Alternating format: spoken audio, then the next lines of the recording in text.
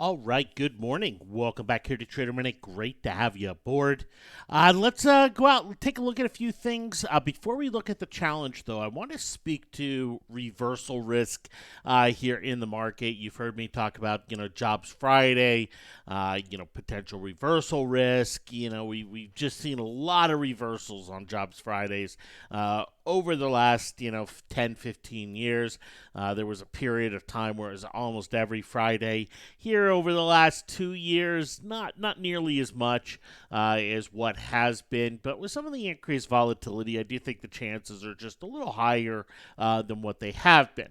Now, how do you spot it? How do you see it? Well, you know what? Everything has the setup this morning for a potential jobs reversal, right?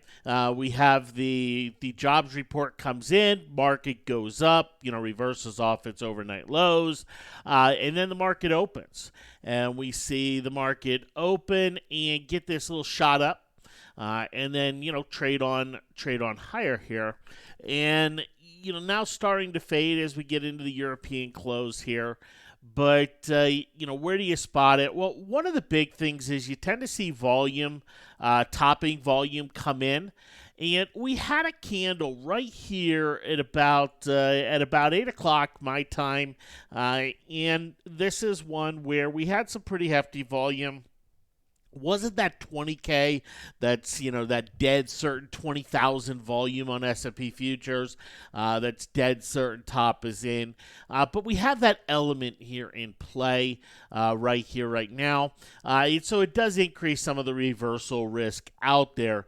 Now, where do you say, okay, the reverse is on? Well, typically when you start to get back into the reaction range of the jobs report, and the reaction range was down here under 2,900 under 2,920 on S&P futures, and so a clean breakdown of this level would signal that, hey, you know what, the reverse is on.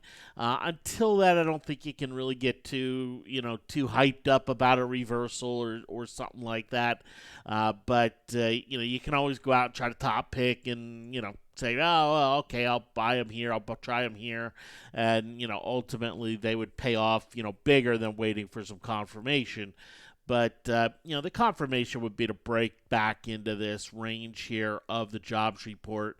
And then it's, ouch, look out below if the lows from the jobs report actually get, taken out. So from a reversal risk standpoint, that's kind of what, looking for. That's kind of what I'm looking for here today if I'm going to play a reversal, right? And I'm not playing a reversal as it sits.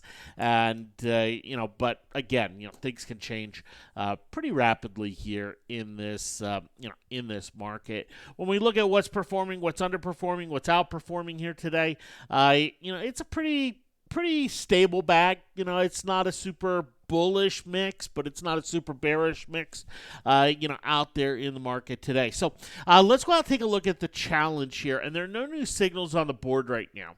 But I want to show you a few things here with it. Let's just go out with the crossovers here. And let's take a look at the downside, the bearish crossovers, right?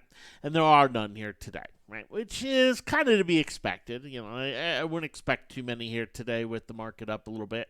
But on the upside crossover list, the list is pretty big.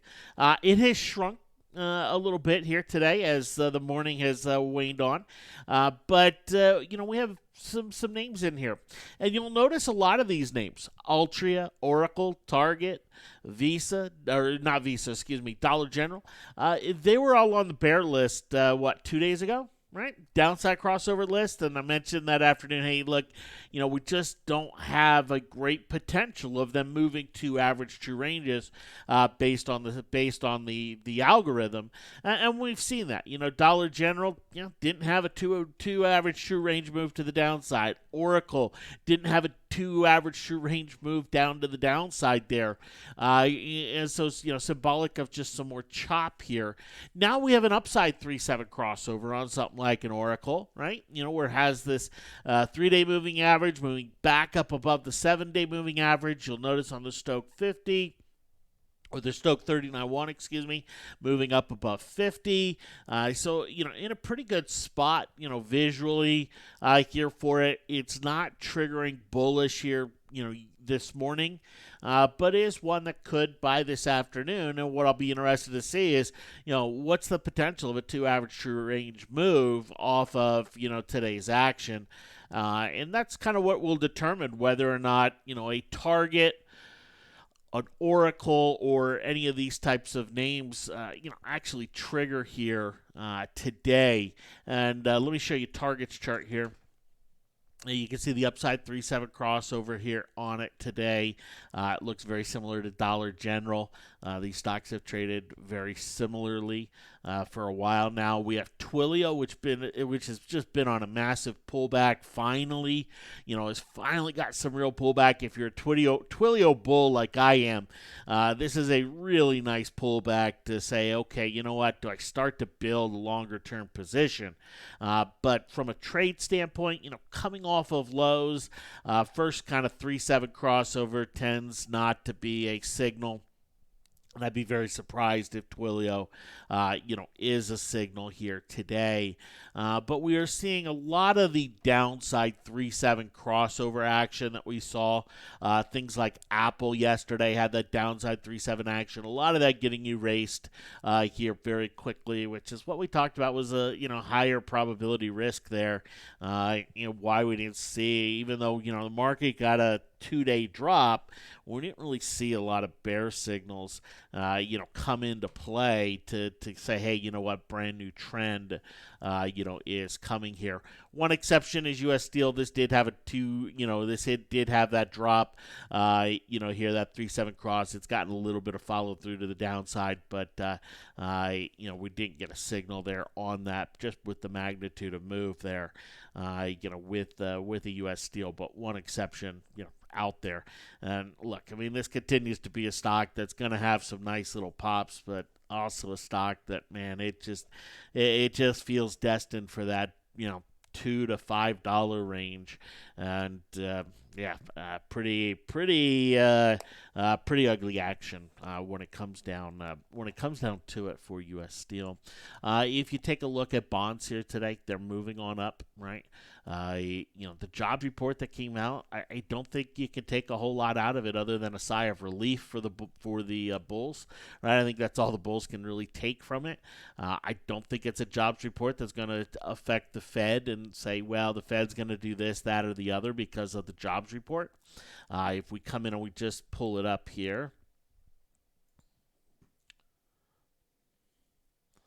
All right. Let me pull it. There we go. Just by the raw number, we saw a 50-year low in the unemployment rate. That's hitting the headlines all over the place. But, again, what does that really mean, right? The markets have had to deal with that for 10 years because that was, just some measurement techniques have changed that. And the jobs number missed, right? It missed the consensus expectation. But last month's number, which was 130, got revised higher. So we're not seeing anything that is a precipitous fall off like we saw with the ISM manufacturing, but we're not seeing anything that's super bullish either. And so I think it's just one of those that's not going to really change, what the Fed thinks or, what the market really thinks about the Fed. And if we come in and we look at, how the market is pricing in rates, right? We do see them changing a little bit today. Off that jobs report from an 88% of a rate cut, 88% chance of a rate cut end of October to a 80% chance of a rate cut. So not a huge move, but it is moving a little bit here.